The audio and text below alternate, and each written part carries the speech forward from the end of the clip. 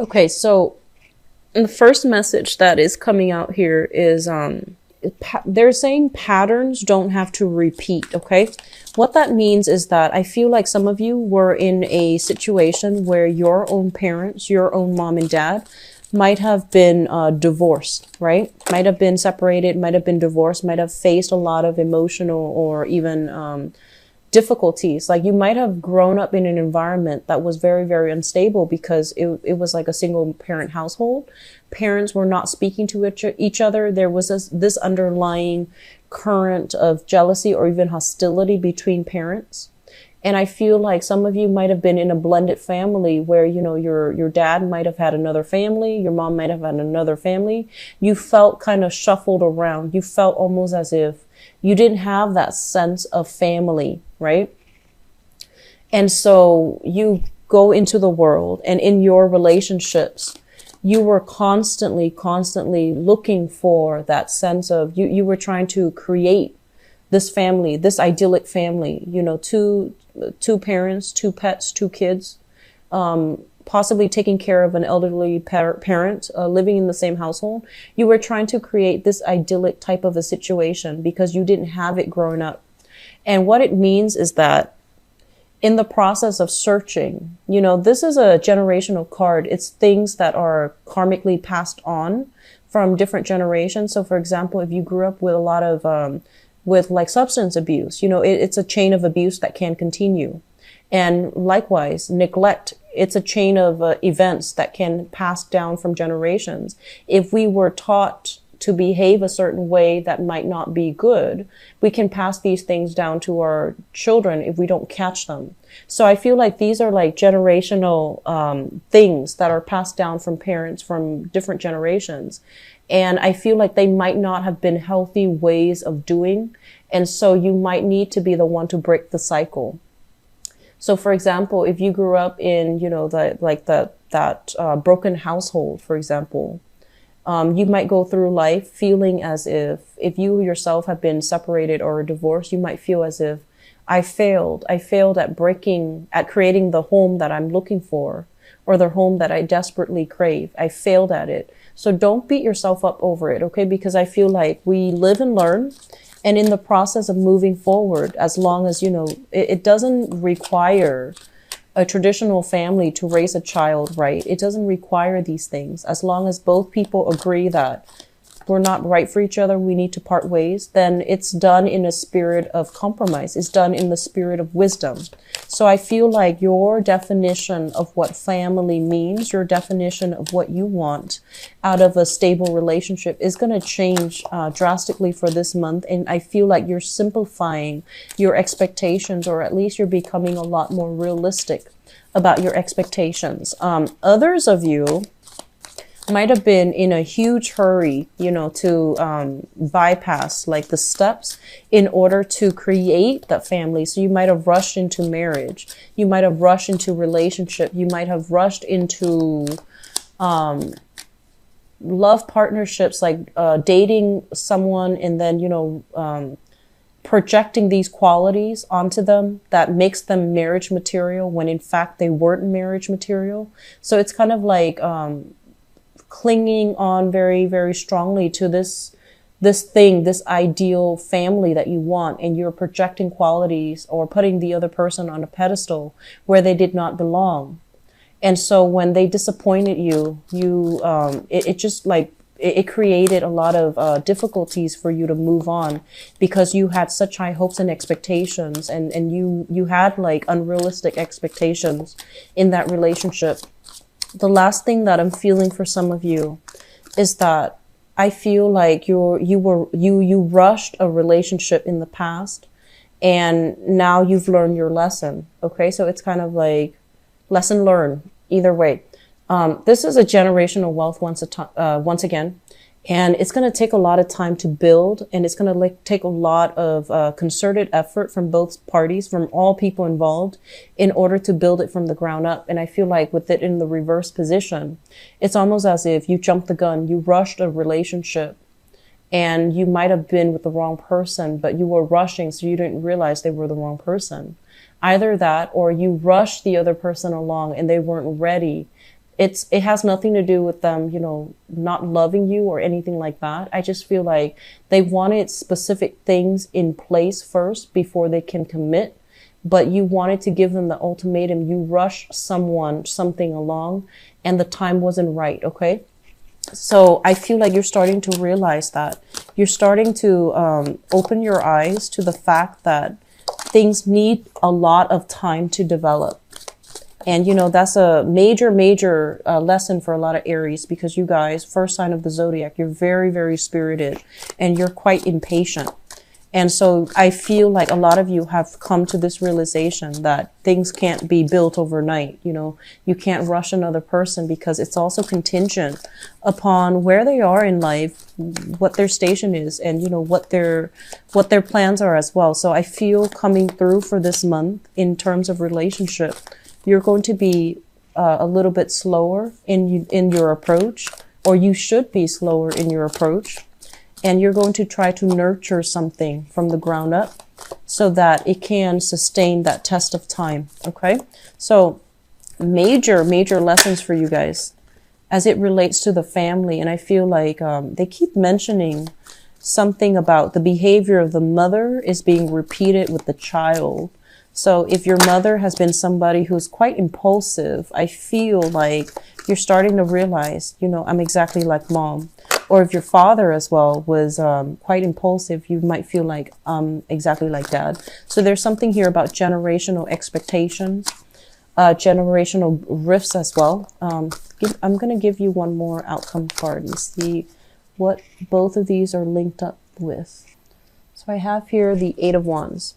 All right, so let's just talk about this. Let's talk about the crowning energy first.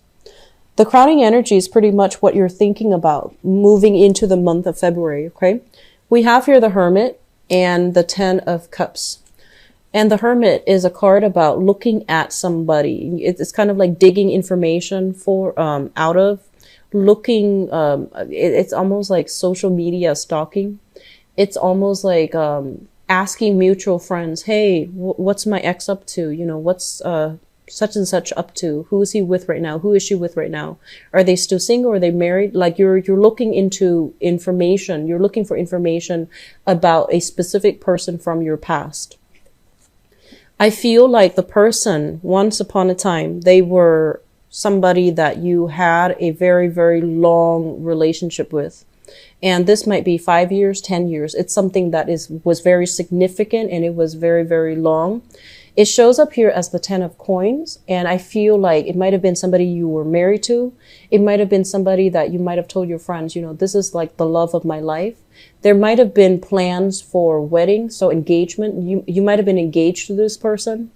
And I feel like the relationship has, you're thinking about ways in which you can even repair it. You're thinking heavily about them, and you're thinking about, you know, what are they up to? Who are they with? And you might be feeling a little bit ashamed that you're thinking about these things, that you're not able to let them go. So there's still like a thorn in your side, and you're still wondering about this person, even though you knew that compatibility wise, you both were not working in accordance with one another, where you can build a sustainable family, where you can build a future together. Okay. Financially, they might have been a very, very big drain on you. So I do see some codependent situation. I do see some boundary issues between you and this person. It's almost as if whatever you were making, they used it as if it was as if, you know, the money belonged to them. There might have been a lot of shared resources and assets between both people. And as a result of it, I feel like you loved them to the point where you were able to make a lot of sacrifices for them. But they weren't able to do the same thing for you. They were somebody who's a little bit more calculating.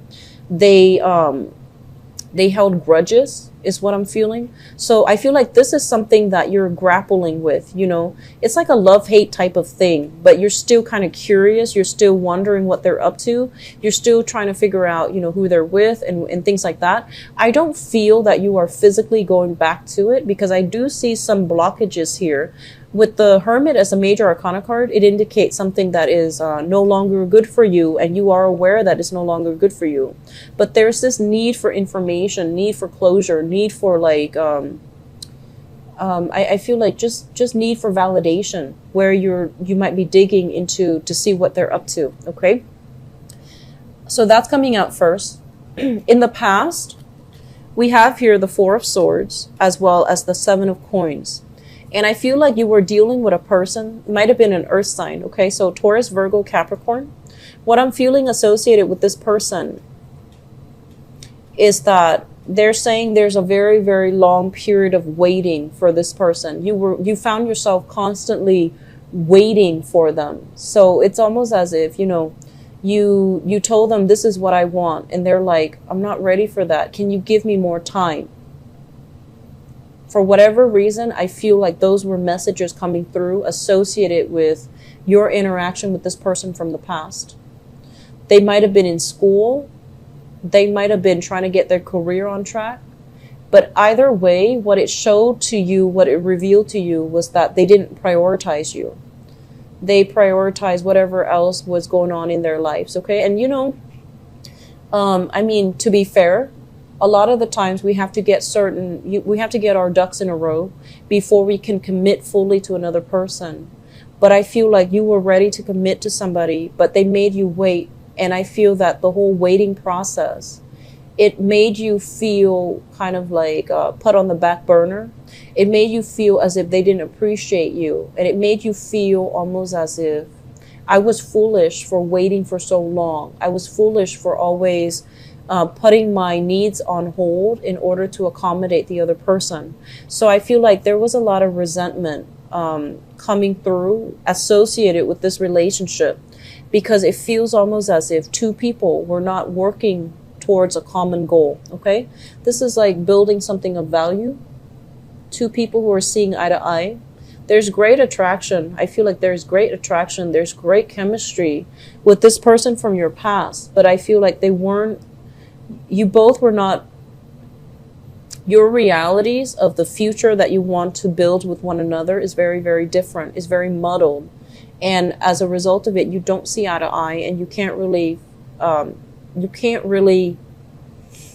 want to say, like, you can't really build a future together. They're just not the right person for you, and they couldn't give you what you wanted.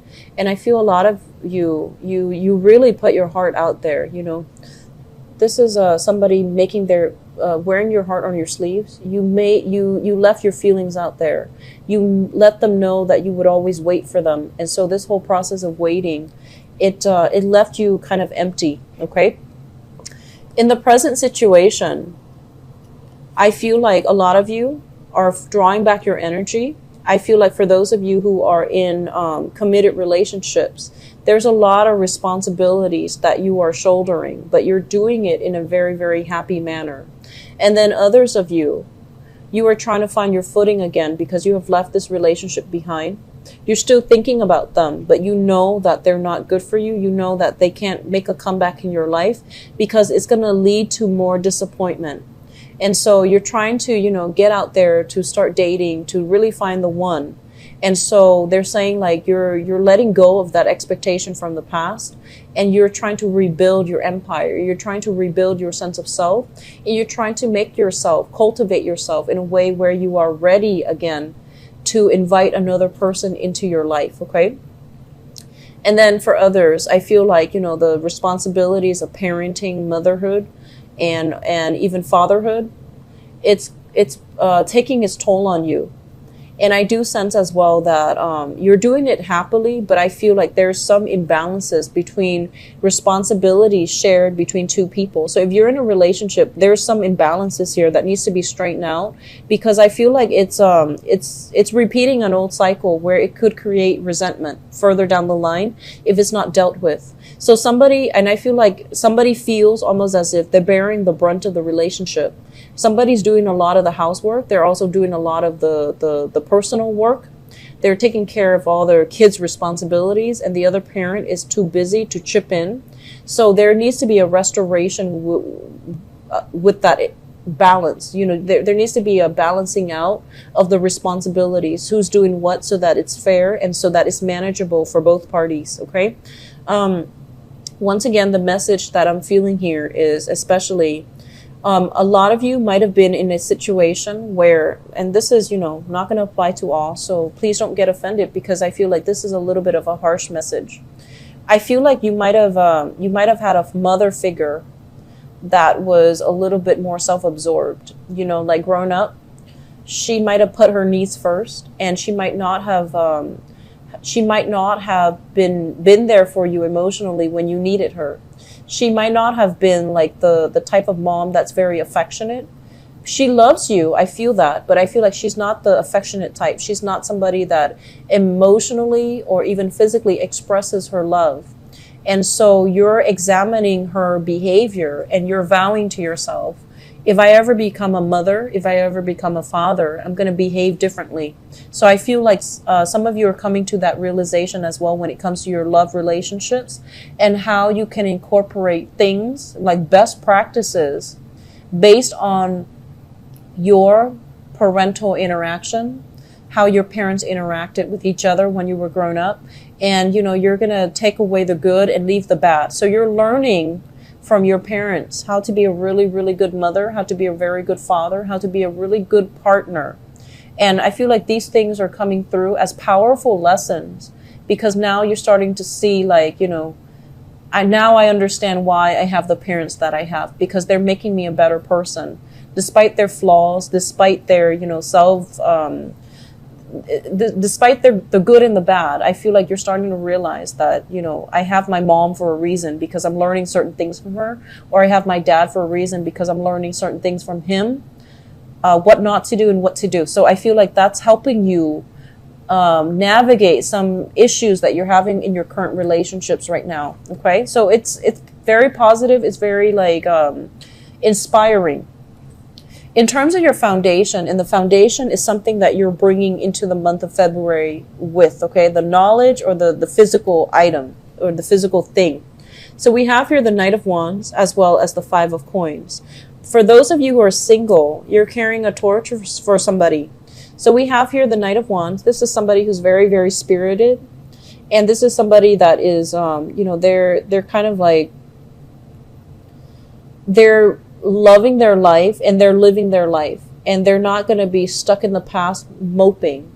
I feel like you did go through a major cathartic experience where you left a significant soul relationship behind. And I feel like you're still thinking about that person, but you're moving on with your life and you're trying to branch out. You're trying to meet new people. There might be another fire sign as well coming into the picture for some of you. This is a Sagittarius, an Aries, or a Leo. And this is somebody that is carrying a torch for you likewise. And I feel like they're going to, it's like shining light in a very dark cave, okay? Bringing you light, bringing you hope, bringing you some type of warmth in a place where you feel very dejected, okay? So I feel like somebody's coming, carrying a torch for you, and they're going to be approaching you, and it's another fire sign. What's coming through in the outcome position here?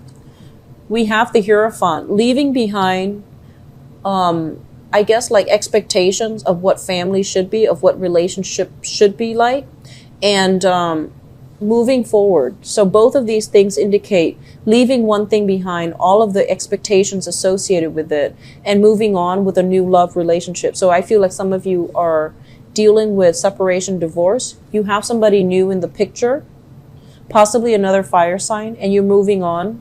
You're not looking back, okay? So I feel like there's a certain level of finality here. Even though you're thinking about it, you're not going back to the past. You've learned some major lessons as it comes to, you know, pertains to like parenting, as it comes from your own parents and their experience, and you're vowing not to repeat that.